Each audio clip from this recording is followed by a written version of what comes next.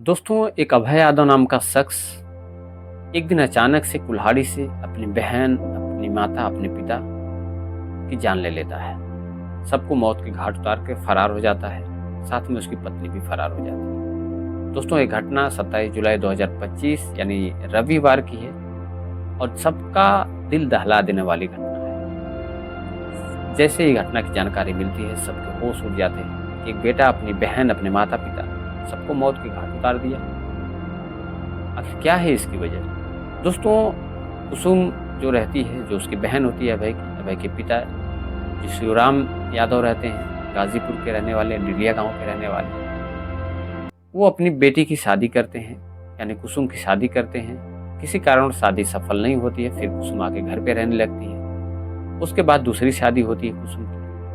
किसी कारणवश वह भी शादी सफल नहीं होती है। फिर भी वो आके दोबारा से घर पे रहने लगती है और उसके बाद यहीं से आके नर्सिंग का कोर्स करने लगती है, नर्सिंग का काम करने लगती है और माता पिता की देखभाल भी करती है। भाई को पसंद नहीं था कुसुम का साथ में रहना।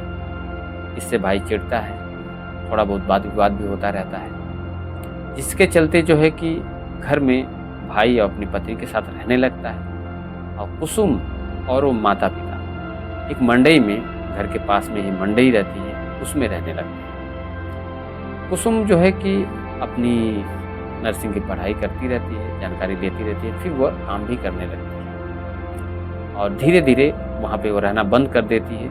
जहाँ पे वो काम करती है वहीं रहने लगती है। लेकिन माता पिता का ख्याल करने के लिए जब भी ज़रूरत होती आती रहती है और माता पिता को जो भी ज़रूरी चीज़ें होती वो देती रहती है।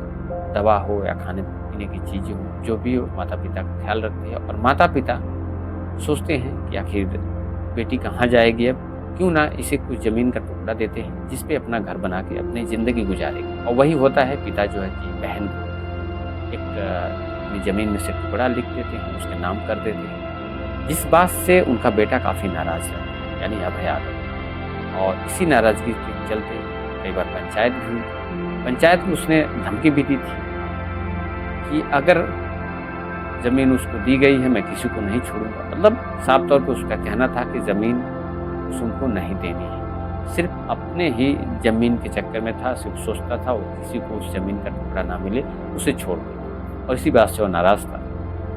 उसने पहले से ही प्लान कर रखा था कि जब भी वो आएगी और उस पर वार करना है और इन लोगों को मारना है। चूँकि धमकी भी दे चुका था पहले, लेकिन किसी को भरोसा नहीं था कि वो ऐसा करेगा, क्योंकि आमतौर पे गुस्से में इंसान बहुत कुछ बोलता है लेकिन करता नहीं। लेकिन रविवार का दिन 27 जुलाई को घर से फ़ोन जाता है कुसुम के पास कि पिता की तबीयत ठीक नहीं है। माता फ़ोन करती है और उसके बाद जो है कि कुसुम कहती है, मैं ठीक है, मैं आ रही हूँ, दवाई दे दूँगी, ठीक हो जाएंगे पिता। और उसके बाद वो अपनी स्कूटी से चलती है घर पे और घर पे जैसे ही स्कूटी खड़ी करती है, वैसे ही भाई कुल्हाड़ी से वार करता है। बारी बारी से तीनों लोगों को मौत के घाट उतारता है और खुद मौके से फरार होता है। पत्नी भी फिर उसके बाद फरार हो जाती है बच्चों के साथ। फिलहाल पुलिस जो है कि खोजबीन कर रही है इसमें।